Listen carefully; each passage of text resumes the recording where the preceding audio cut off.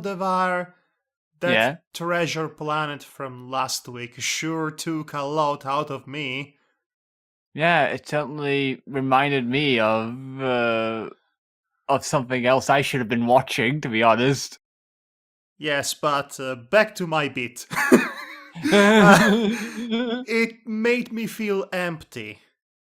It made me feel like I don't belong. And I just. I just. I just want a moment to be real.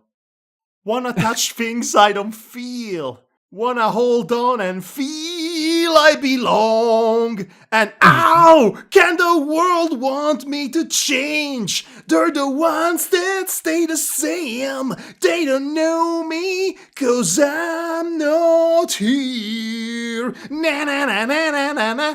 Welcome to the treasure planet. The decent Disney, one. yeah.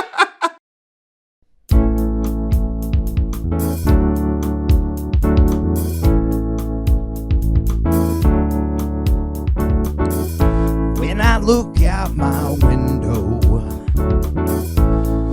many sights to see. When I look in my window, so many different people to be, that it's strange, so strange.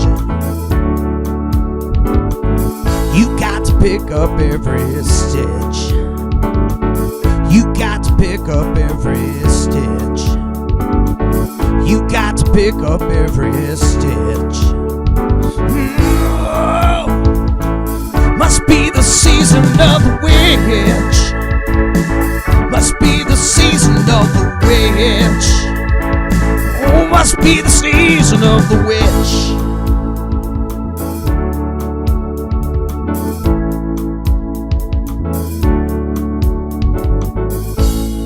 As it was prophesied by the unauthorized cameo of Mickey Mouse in 1982's Treasure Planet, here we are in the year of 2002 with the release of one of the biggest box office bombs that Disney has ever put out, Treasure Planet. What to say about Treasure Planet? A few things, but not as much as the one we watched last week. I mean, there will never be enough words to describe what the experience was, really, what that experience was like, because there will never be enough explanations in the world to justify its existence. Well, maybe I can surmise why we had Mickey Mouse in that film of all unpredictable cameos, as you might have surmised in the Eastern European world governed by socialism under the influence of the Soviet Union. It's a whole complex social political situation around those parts in the early 80s. Mickey Mouse is pretty much the symbol of capitalism and American imperialism. So having him right at the end of that film, being one of the new residents of the now reformed Earth planet, strikes me as a very openly political statement on behalf of Roman Petkov. And that's all I'm going to say about that, because, like I said, we are not here for that. We are here for the American imperialist version of Treasure Planet. Yay! Treasure Planet! Yes. The one that doesn't make me want to question my life choices.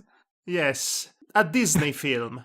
Not one of its best, not one of its worst, a sort of middling one. It's fine. It's fine. It's fine. I mean, it's fine.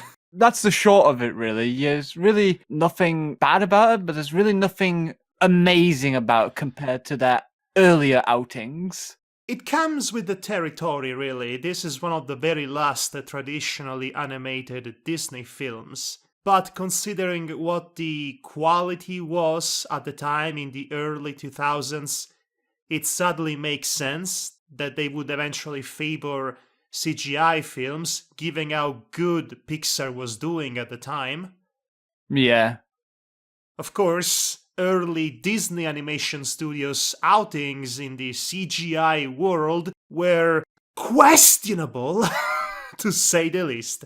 Hey, remember 1999's Tarzan? That was good, right?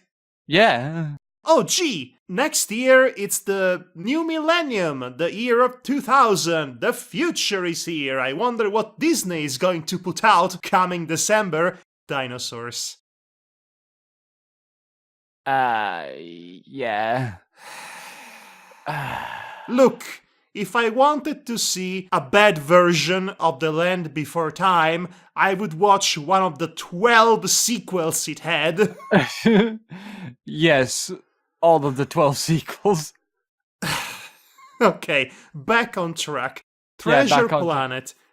Why Treasure Planet? Why the classic Robert Louis Stevenson's quintessential adventure epic set in space?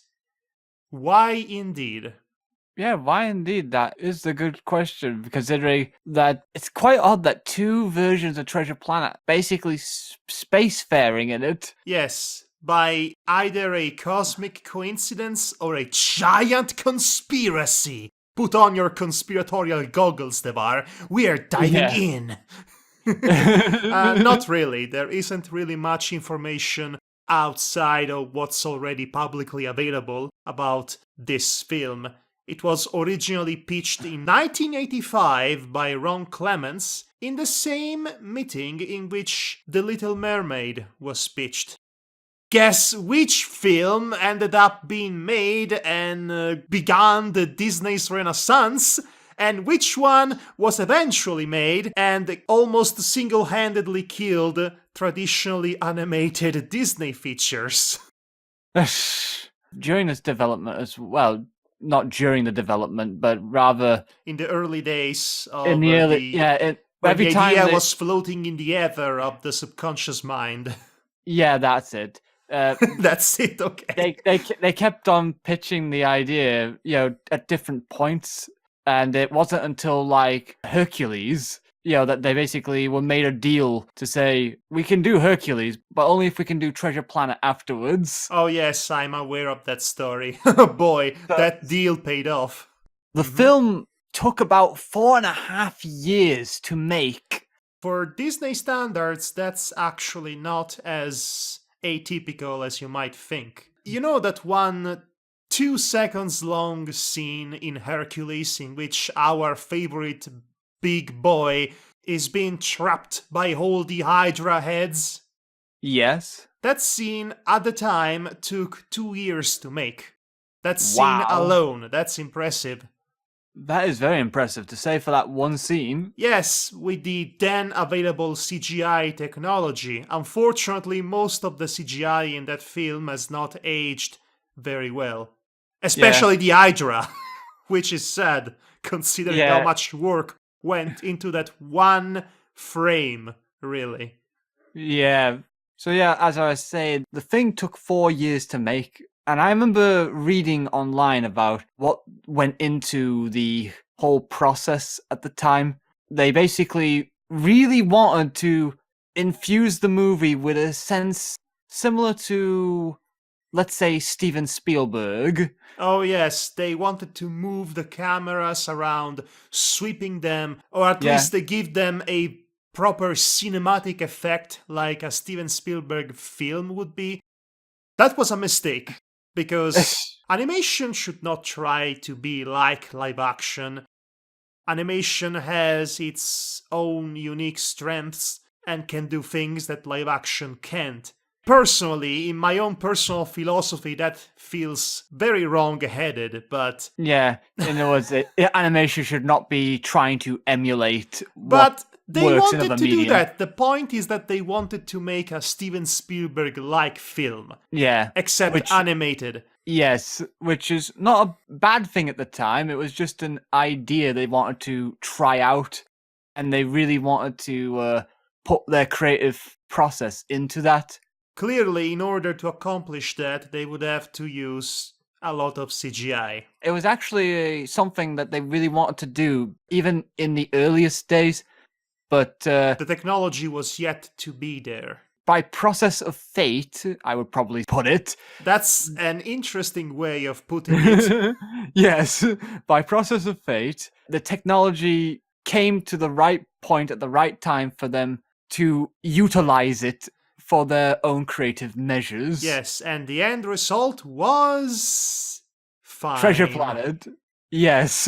Very It was fine. fine. It was fine. It was incredibly fine. Incredibly fine indeed. Fine, but not at the box office. In fact, why don't we take a quick look at the numbers, shall we? Yes, you do that. Otherwise, I have to turn back to my computer here.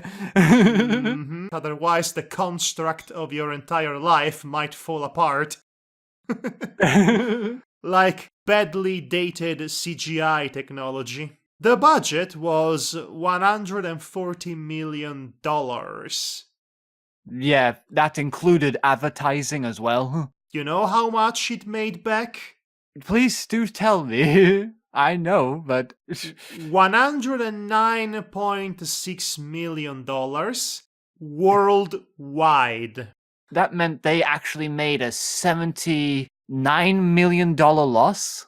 It was a bomb. Which is really weird because both critics and fans alike actually praised the film at the time of its release. Well, they did and they didn't. On average, the reviews were akin to, it was fine. It was fine. Yeah. It was fine. It was nothing special, but it was not forgettable. It had an interesting style and aesthetics. It was ambitious for the time, but it did not feel quite right. It did not feel on the level of, say, the true classics of the Disney Renaissance, which is the feel that they tried to recapture for the better part of a decade after the Renaissance, but they could never quite do it. Not with traditional animation, sadly. Yeah. We mentioned CGI, which this film has in spades. There was a philosophy.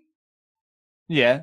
They wanted 70% of it to be traditional animation and 30% of it to be CGI.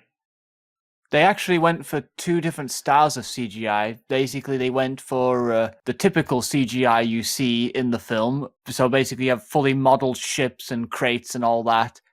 And you also have certain characters who are flat CGI characters, like the robots, for example. Yes, and it makes sense, honestly.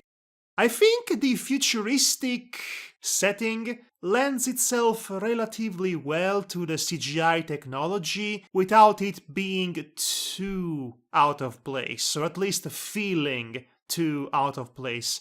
It stands to reason that if the film was set in the original time period of the mid-18th century, all the CG elements might have been distracting, but in a pretty spiffy retro-futuristic environment, such as the one in said film, it's acceptable, I'd say, to have several pieces of machinery or robotic characters to be computer-generated. Yeah.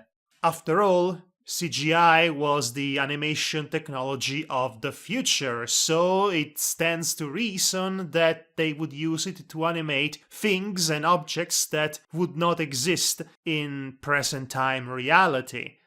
I appreciate that, and in fairness, the special effects are not all that distracting. They have not aged all that poorly. They somewhat have, because it's a film from 2002 and said technology made gigantic leaps ever since then, but it does not look bad. There are several scenes and environments that still look relatively good. For example, when they pan towards the moon, the half moon, and the camera gets close and it is revealed to be an entire port town built atop the surface of the half moon, and we get closer and closer and more details are revealed, and it looks pretty nice, all things considered. It was definitely impressive at the time. I should know, I was there.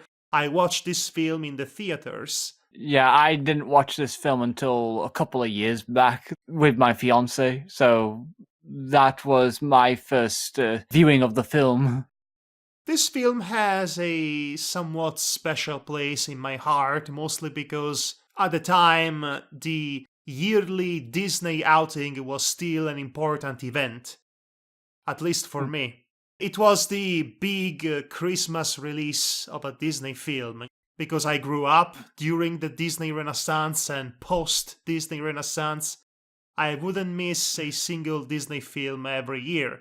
The good ones, the bad ones, the really bad ones, the mediocre ones, I've seen them all with various degrees of enjoyment. Yeah. I had various degrees of enjoyment with Treasure Planet as well. So we described the use of CGI, but let's talk about the character animation. Specifically the traditionally animated characters, because this is top-notch Disney quality character animation, no doubt. I really can't say much about it other than it looks really good for their standards at the time. There are a lot of moments in this film, a lot of genuine character moments that are conveyed emotionally through physical language and expressivity that are not otherwise conveyed through words of dialogue. And when we have those little moments, especially any interaction between Jim Hawkins and Long John Silver, we have truly magical moments. Moments of unexpected emotional nuance, the likes of which I don't find often in Disney films of that time. So it was refreshing to actually relive this film in that sense. Definitely one of the few Disney films that uses expressive emotion quite well. What I mean is that basically this one is very clearly focused on that due to the fact it's very character driven. Because we know there's a plot and it's Treasure Planet, so there's a treasure involved. I mean, it's Treasure Island in space. Yeah, it's the Treasure story Island is in pretty space. famous. It's the most famous and most quintessential adventure novel ever written. It gave us the definitive idea of what pirates would look like. It gave us the definitive pirate icon in Long John Silver, one-legged man with a talking parrot. Yeah. All the stereotypes and the archetypes, all the tropes and cliches from pirate stories and pirate media in general, they all come from this one novel, which to this day it is the most inspiring in that category. And there have been countless adaptations thereof, obviously.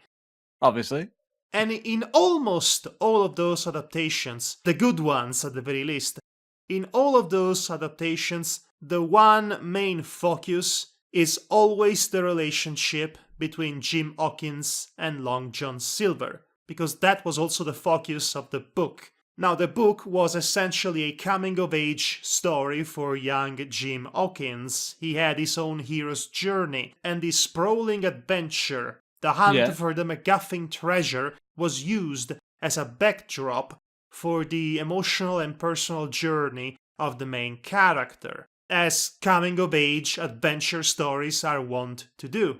That said, being a book, the advantage it had over, say, a film with a limited running time is the same advantage that books always had. You can have a lot more to it. We have Jim's story, but you also have an entire world filled with interesting and threatening characters. Yeah. There is a backstory, there are twists and turns at every page, so to speak. It's a complete adventure. Yeah.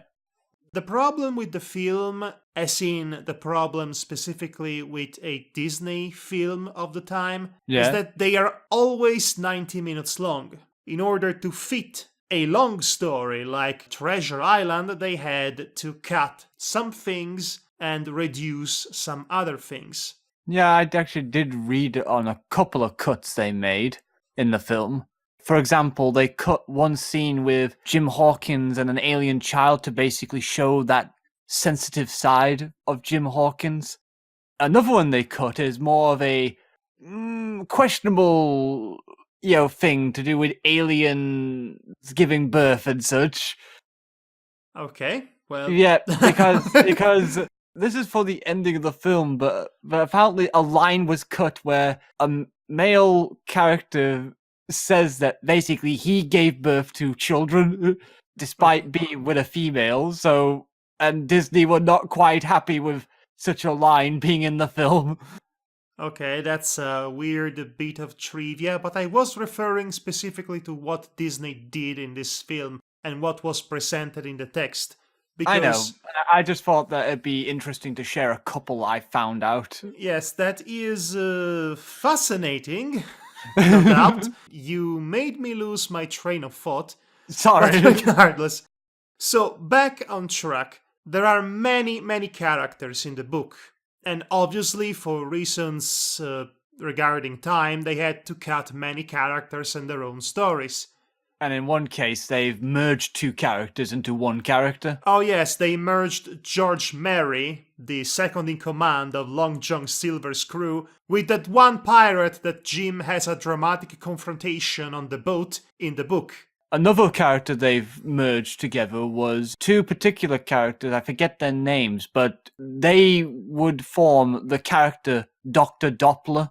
Yes, basically there were two characters that joined Jim in his journey to find the treasure. One of them was a doctor, the other was the district squire of Montresor, which is named Trelawney, I believe. Yeah. He was the one who provided the financial resources to hire the crew of, not pirates, and Captain Smollett, which was hired to command the squire's ship, the Hispaniola. Yeah. They changed the name of the ship in this film. And they also changed the name of the captain, and they also changed the gender of the captain, and they also changed the species of the captain. So we have Captain Amelia, a cat woman from outer space, voiced by Emma Thompson in all of her over-the-top Britishness. And I love her, by the way. Yeah, she's a really nice character. She is great, and she's also criminally underutilized. Which brings me to the issue that I mentioned earlier, regarding the limitations of the 90 minutes feature-length running time. Yeah. All of the side characters are dreadfully underdeveloped, sadly. That is a sacrifice, sadly. They were fun and funny characters, they were presented as such, but the film doesn't really do that much with them. They seem to have their own arcs and their own story going forward, but it's mostly left out to focus on what the film chooses to focus, which was the right choice, but still, it's aggravating, downright aggravating, to have such a incredibly fun and witty, action-oriented character like Captain Amelia. Yes, that's her name, by the way, Captain Amelia Smollett. Yeah. Or just Amelia. I think they've gotten rid of Smollett altogether. But anyway, you have this really good character, and then she gets injured and she's completely out of the third act of the film. So she ends up doing nothing. Exactly. They had to take her out because she was too good. The only thing that happens with her in the third act is everyone's protecting her and... because she's injured and because defenseless. She's injured, and Doppler, has to man up. Yeah, has to man up, be the man to protect her and save her. Because apparently it was his own arc to get over himself and his anxieties and quirky, nerdy doctor behaviors. That's obviously the arc that was established for him. He was supposed to become a man by the end. But there isn't much to him throughout this film. In fact, as soon as Long John Silver is properly introduced in the film, all of the side characters seem to disappear for a huge chunk of it, because they have to focus on the relationship, the one relationship that actually matters. Yeah. But that's, again, aggravating, because by the end of the film, Amelia and Doppler end up together as a married couple with disgusting cat-puppy hybrids. We should actually elaborate on this, because Doppler is a dog man. Yes, he's a dog man, and he had coitus with a cat lady. Don't make me think about that. Jesus. And apparently he gave birth to the children. No. No. In the cut line, it's what happened. So, Doppler is a dog, Amelia is a cat. You couldn't possibly make it more transparent that they are complete opposites. So, of course, by the eternal, perennial logic of badly written romances, opposites have to end up together. The problem with that particular scenario, outside of how shady it sounds, and it has always sounded, is that we don't get that many scenes of these two actually forming a romantic chemistry. No, sadly. We get the beginning part, in which they are seemingly at each other's throats, or rather he is all hot and bothered by her, and she makes fun of him. Yeah, teasing him. I never. I'm hot and bothered. He's being all stuck up and hot under the collar. And then all of a sudden, they have a romantic chemistry when the third act rolls around. Just like Disney magic. So apparently all that bonding, all of that character growing and developing, all of that chemistry forming happened off screen. Perhaps somewhere during the musical montage in the middle of the film. Somewhere around there, the romance happened, but it is not shown in the film, it is not present in the text, it is just there because it has to be there, because it's Disney. If they don't end up with an heterosexual couple by the end of it, they are not happy. No. They sure made a lot of furries happy, though, that's for sure. Yeah, I think a lot of furries would have preferred Amelia on her own. I'm thinking of the awful cat-dog hybrids that they actually have produced the spawn of that furry love. Why? Why do we have to see them? Well, seriously. Hybrids were even popular back then in 2000s. I'm pretty sure they were, but that doesn't mean I want to see them. You know? Yes, I know. If anything, I'd say this film was very pioneeristic when it comes to the furry community.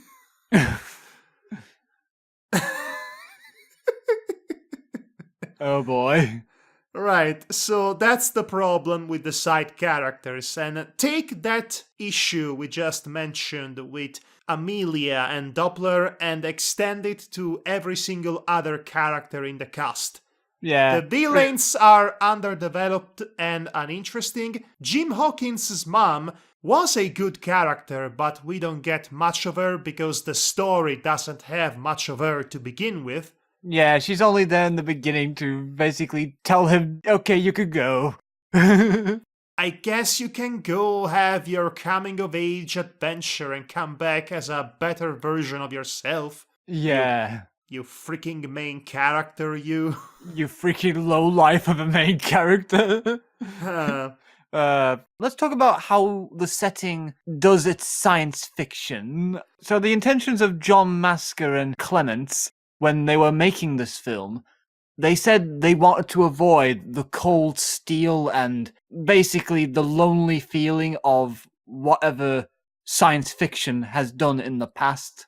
Well, it makes sense. It's a sprawling pirate adventure in space. So essentially, all the technology and everything you see in the film was made with the sole intention that they wanted to basically make everything look larger than life and feel much more warmer to the audience. Yes, we have a really nice looking retro-futuristic interpretation of mid-18th century available technology, if you will, Yeah. with some more liberal interpretation of other elements, so to speak. Yeah.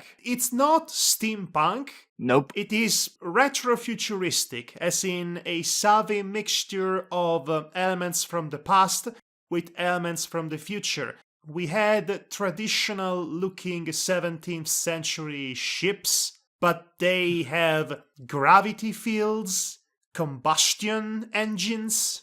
Yeah. Some would say it's a bit distracting and too contrasting. I'd say it works for the very specific aesthetic of the film. I wish that the world and the universe that these characters and this interesting technology happen to inhabit would have been more developed, visually and otherwise, because it feels like something is missing. It feels like we've gotten half of the package, but I know what you half mean. is missing. Doesn't seem to get enough information. It's like it gives you the bare minimum to just accept that Mind that's you, how it you works. don't need to explain anything, especially you don't need to explain anything in technobabble exposition dialogues. Oh no, that I'm was just not- saying that for all that they show, and Yeah. they show quite a bit, they could have shown more, or at least they could have framed it in such a manner that it felt like an organic part of the narrative rather than just there for the sake of being there. It bothers me a little bit. I think this film should have been 2 hours long. At least Compared to 1 back hour then. and 40 minutes. I think those 10 minutes more could have made a huge difference, especially in developing some of the side characters which are supposed to be important to the story, because, again, I reiterate, every character who's not either Jim Hawkins and Long John Silver is criminally underdeveloped and underutilized. Yeah. It's a good thing, then, that they completely nailed the central relationship of this film, at the very yes. least. Every version, every iteration of Treasure Island has that specific relationship in the forefront, as I've already established. Well, except for the Bulgarian one. Yeah. There is nothing going on at any given time between the characters in that film. Nothing at all. Yeah. But yes, every version, every other version of Treasure Island that I have seen focuses on that specific encounter and that specific dynamic. Specifically how Jim Hawkins is wary of Long John Silver at the beginning because he is clearly the man he was warned about, the man with one leg, or in this case the cyborg, because it's futuristic, so we have to have a cyborg.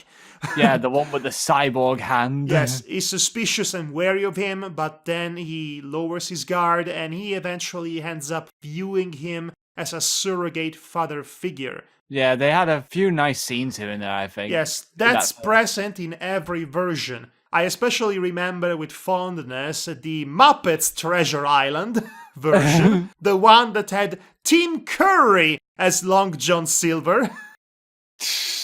And it was there as well.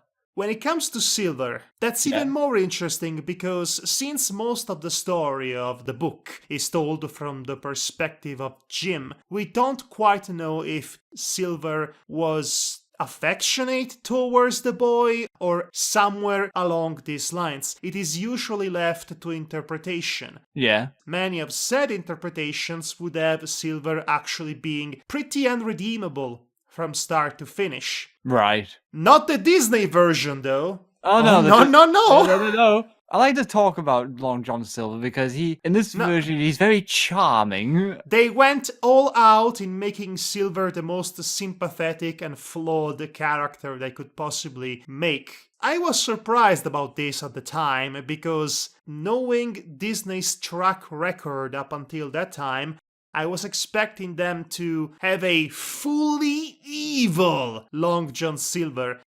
it made sense. He would have been a diabolical villain, and Jim Hawkins would have foiled him somehow, and his arc would have worked regardless, because at the end of the story, Jim lets go of John. He literally lets go John, and by doing that, he figuratively lets go of his father issues. Yeah. Thus proving that he has matured as an individual.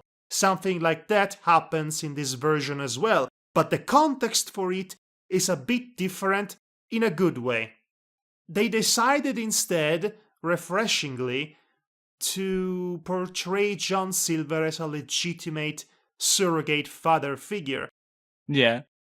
If you read a lot between the lines, the way he's portrayed, he is what Jim Hawkins could have become if he was consumed by one obsession. Yeah, which in this case was the treasure of, Yes. And on of the Captain Flint.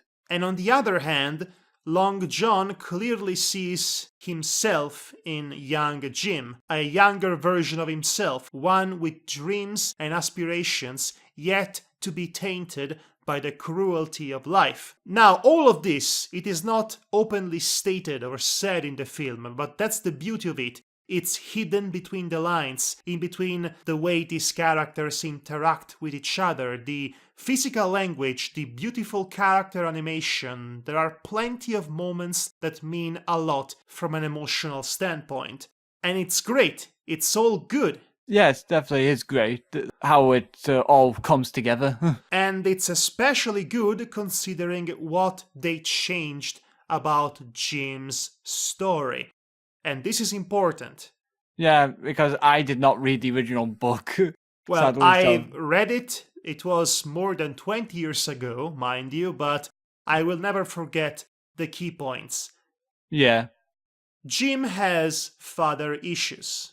It's the driving force of his character. It's what motivates him, finding his own path and somehow get over his own issues. In the book, his father dies of an illness, right, more or less around the time in which Billy Bones is already frequenting the Bambo Inn, and then he dies as well. So it's trauma on top of more trauma. Right. In the Disney version, they did something different, something that I like even more. His father did not die, which, you know, for Disney, it's such a novel, such a novel concept. You know, parents not dying. No, he did not die. Instead, he left. Yeah, he just upped and left. Jim develops abandonment issues. So he clearly blames himself for his father leaving, even though it's not openly stated. But that's what abandonment issues are all about. Yeah. So there is this beautiful moment in the central portion of the film, the aforementioned musical montage, right? Lovely musical montage. Yes. And I wanna blaze the puppy line. Yes, that beautiful moment. And what do you think you'd understand? I'm a boy, no, I'm a man, etc. Yeah. That is a very good sequence because it showcases him getting closer to Long John Silver as the journey proceeds, in parallel to the journey of his own growth. Yeah. But there is this one moment in the montage in which Jim sees John taking the boat to go take a ride outside in the stars because the ship is literally a spaceship. But yes. It looks like a traditional ship, that's the gimmick. He sees him leaving with the boat, and he flashes back to when his father left. In a boat. In a real boat. On the sea. But then he sees John coming back, and invites him to join him in the boat. Yeah. And it is such a great moment. It's Jim learning to trust people again. It's Jim on his way to heal from his trauma. Well, at least before he learns what John's true intentions are, along with the not pirate crew that came with him. Yeah. And then cut to the ending when Long John actually lives on the very same boat. Yeah. John actually invites him to come with him, but Jim refuses because he wants to carve his own path.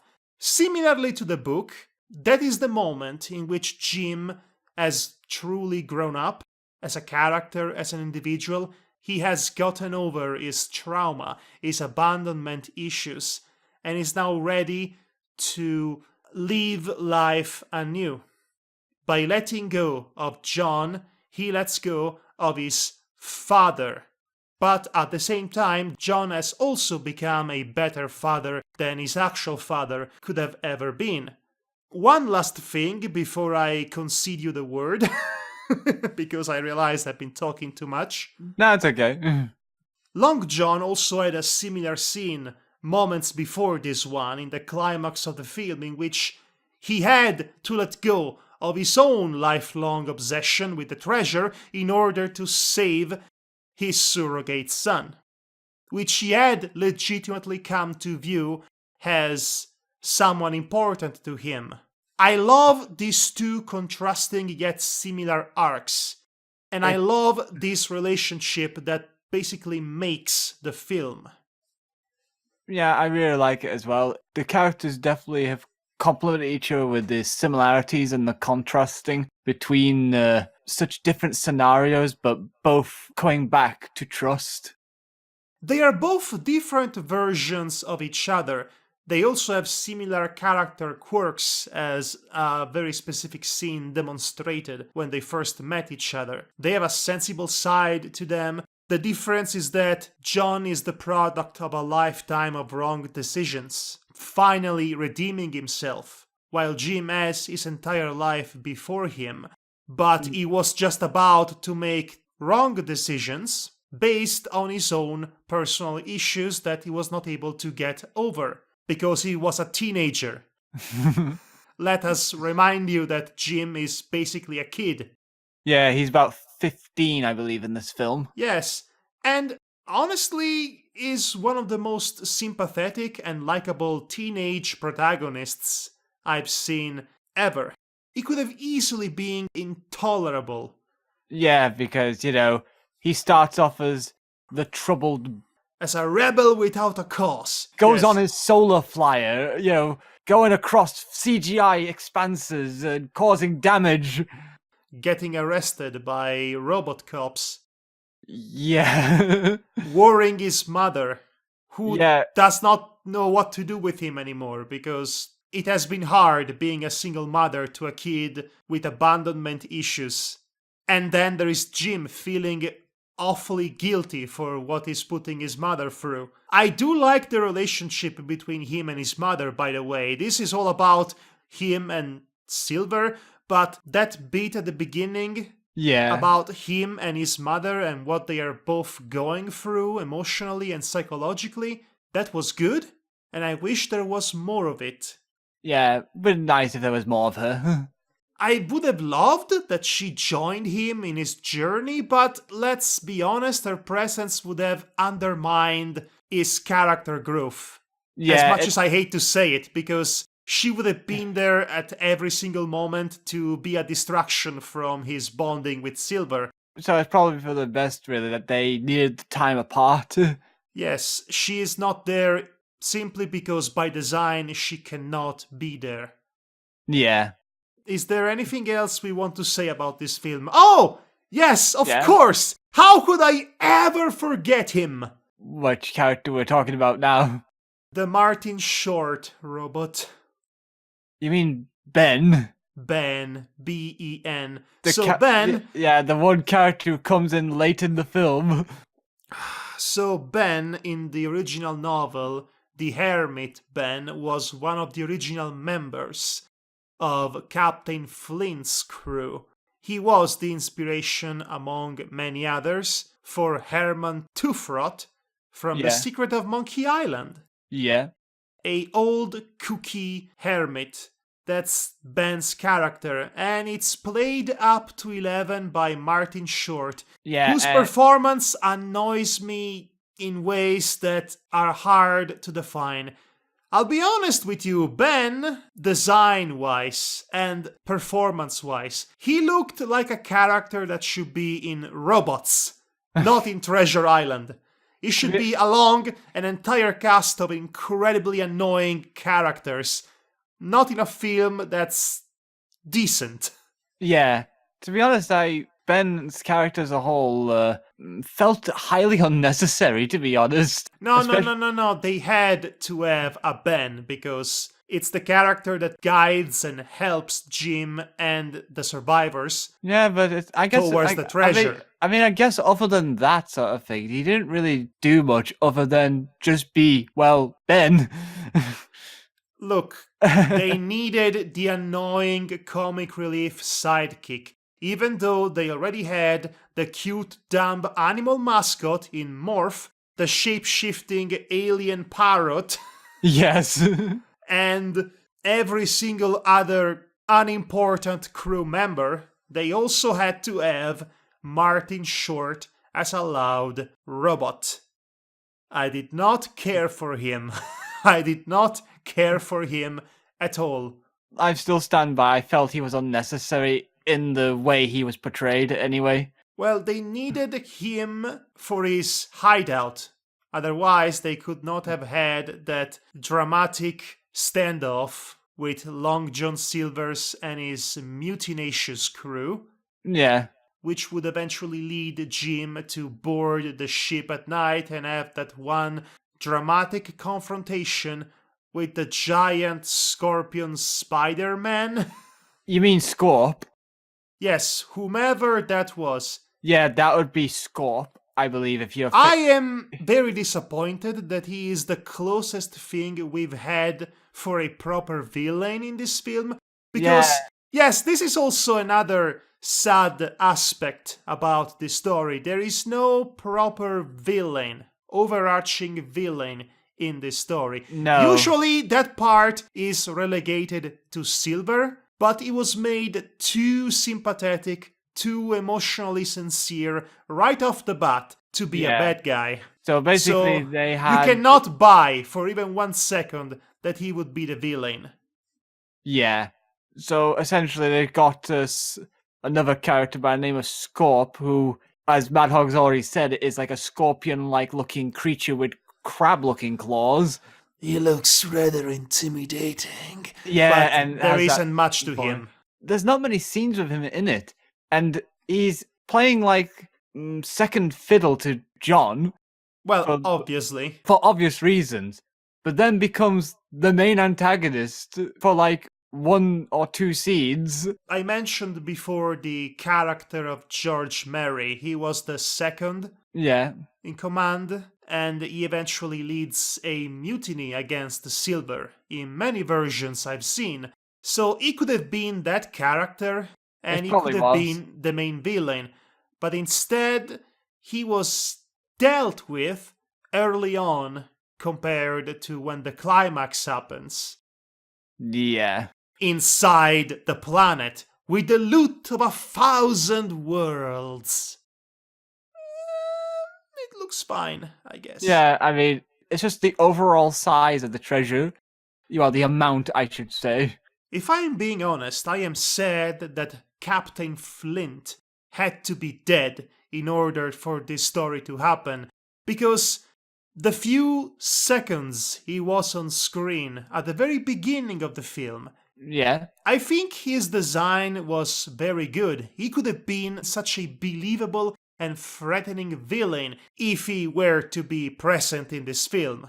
Also, apparently he's voiced by Peter Cullen, which went uncredited. We could have had Captain Optimus Prime as the antagonist. Oh gosh. Captain Flint could have been a great villain, judging by his design alone. Yeah. He was the one who amassed the treasure that people are after. Yeah. He created the MacGuffin, and that's all that he is important for. He's the driving force of the narrative, but he is not actually a character. No. Not really. Not really. it just caused the situation that sets into motion the entire story. Yes, by being the most feared and revered pirate of all time. He was the king of the pirates. We have to find the One Piece, guys. He left it all there in one piece. What do you think One Piece takes inspiration from? Oh, geez, I don't know. I don't know, a treasure to be found. Oh, gee, where have I heard that before? So, we did not fully spoil the plot of this film for you. We did not go on a point-by-point analysis like the other one. Mostly because I think this film deserves to be seen. I think this film deserves to be rediscovered. Yeah. It's fine, mostly, but it does one element really well. And for that reason, I think it's worth rediscovering. Yeah, for those reasons, I would definitely say this film is a very nice science fiction pirate adventure, so to speak. Actually, going back to our previous somewhat vague assessment about its setting, I think I know what the problem is with the setting, with the science fiction setting. Yeah.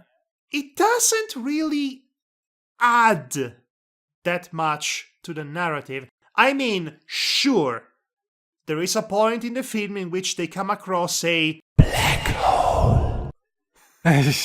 But it's merely the science fiction equivalent of a storm in open sea. Yeah, or the whirlpool.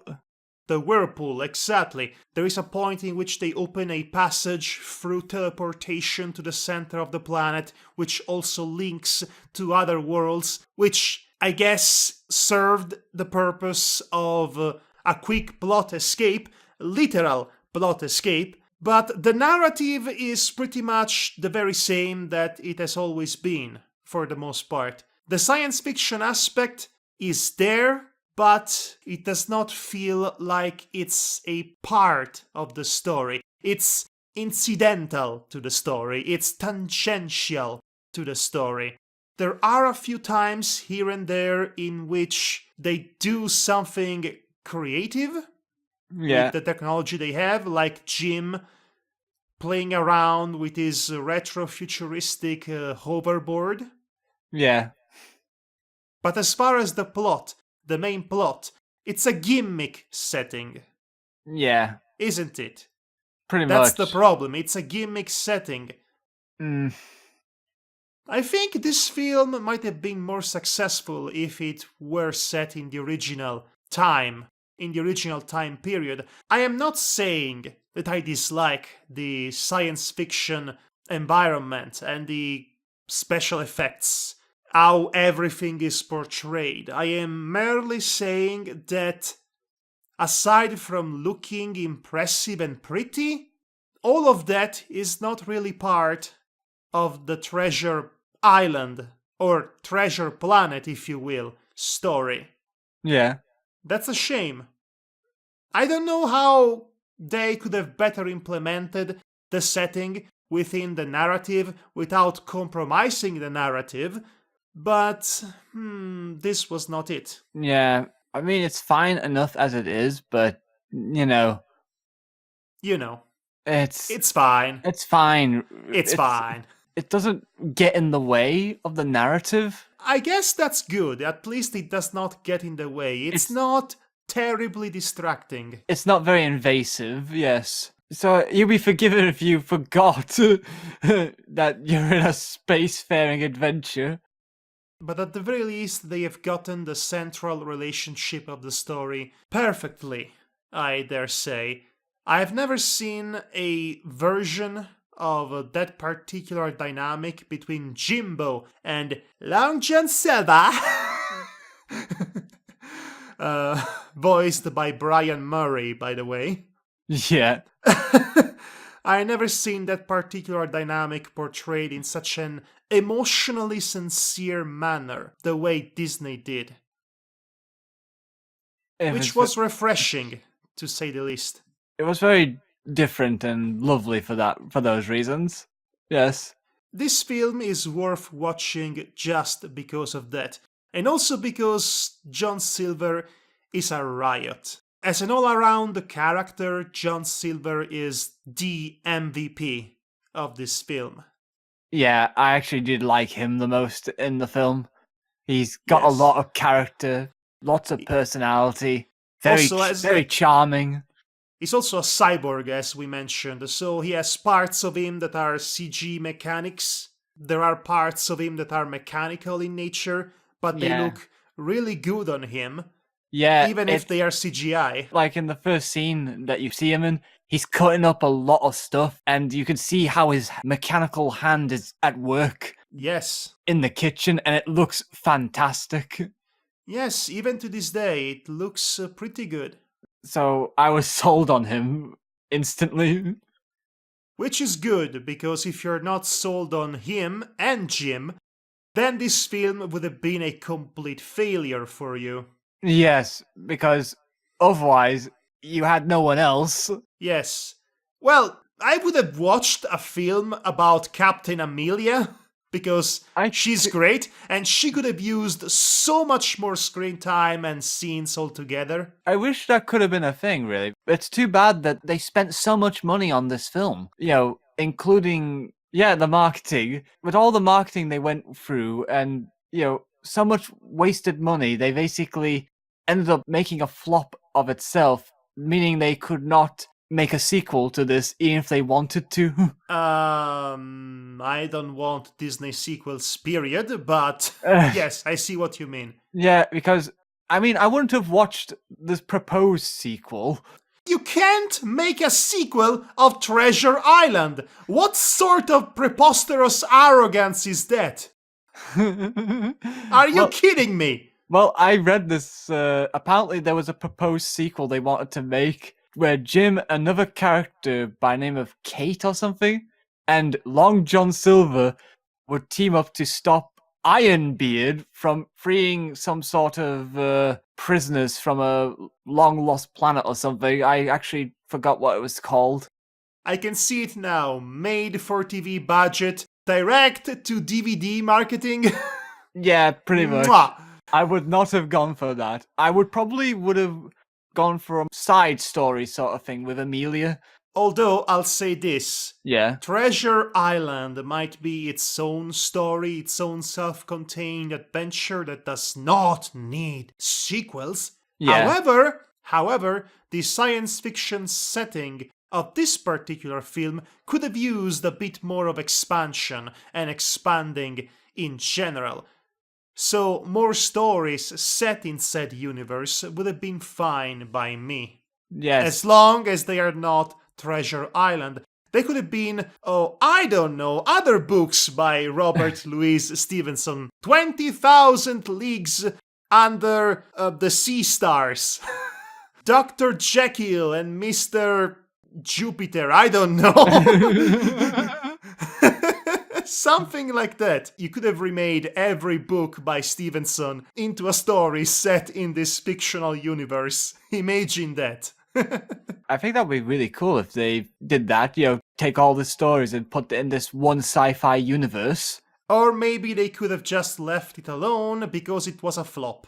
So, that's the end of that. Yeah, at least it has a cult following though, at least. A cult following, but, every Disney film has a cult following. That's not really saying much. Even Pocahontas, I'm sure, that massive stinker, might have a cult following. I'm sure of that. The Black Cauldron for sure has a cult following, I think. I would take the Black Cauldron over Pocahontas any day of the week. Oh boy, I really like the Black Cauldron, to be honest. It's the poor man Lord of the Rings with a pig. Yes, I still like it, for what it is. But anyway, that's another film for another night. Maybe, or maybe not. Maybe anyway, not. That's all we have to say about the Treasure Planet. And honestly, we've been podcasting about it far longer than I thought we were going to initially. Yeah, me too, actually. No, alas, you can stop us. You cannot stop us. Yeah, I think we can call this a night with this movie. We are the unstoppable podcasting pirates. After all, when you see the things they never see, all you wanted I could be, now you know me, and I'm not afraid.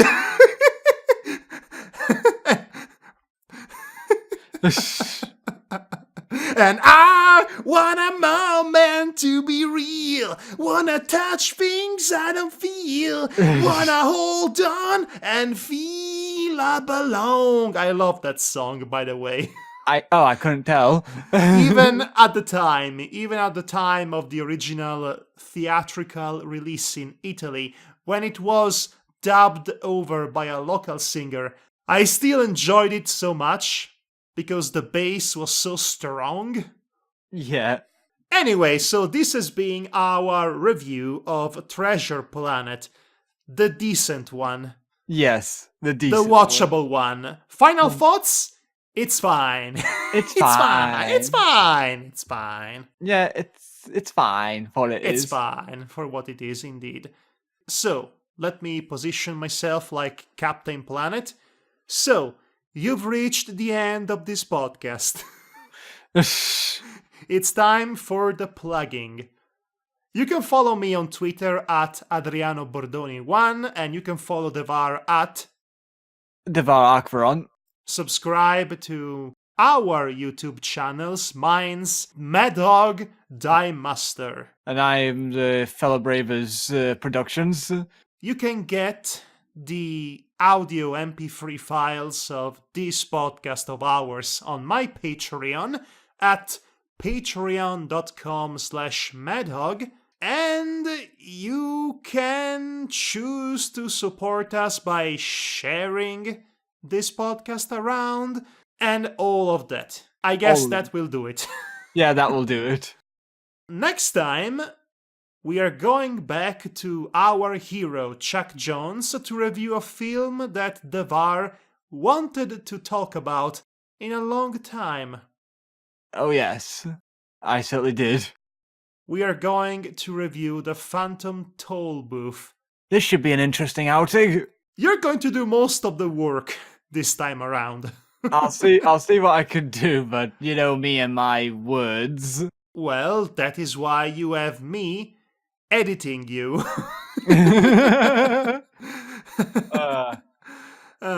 Yes. Well, anyway, I have been Madog Master. Arr! What am I saying? Me be And I have Captain been- Madog. I been Captain Lemadog Master. Arr, arr, arr.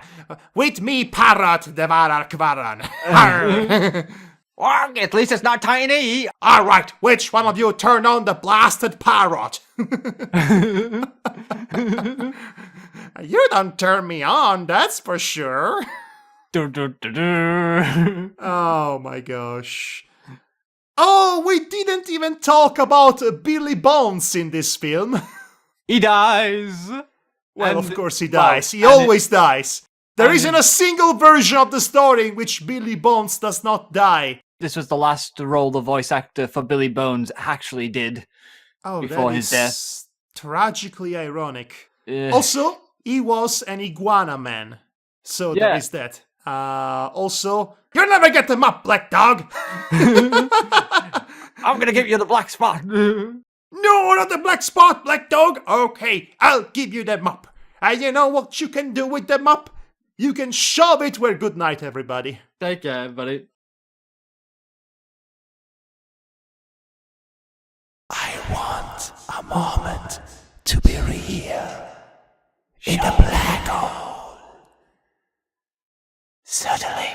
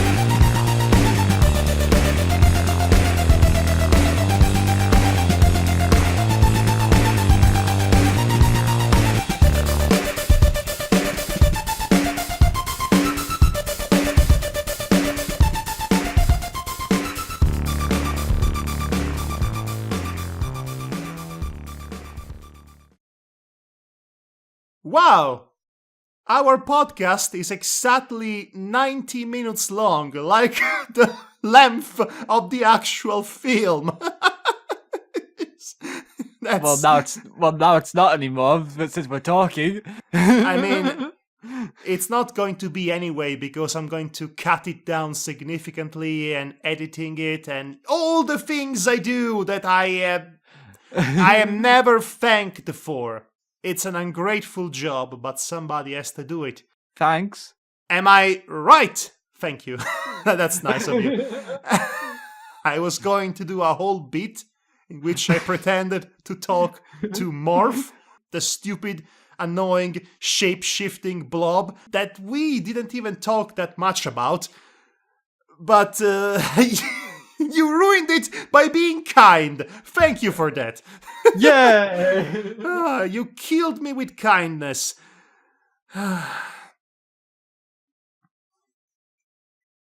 'Cause I'm not here. Da da da da da da.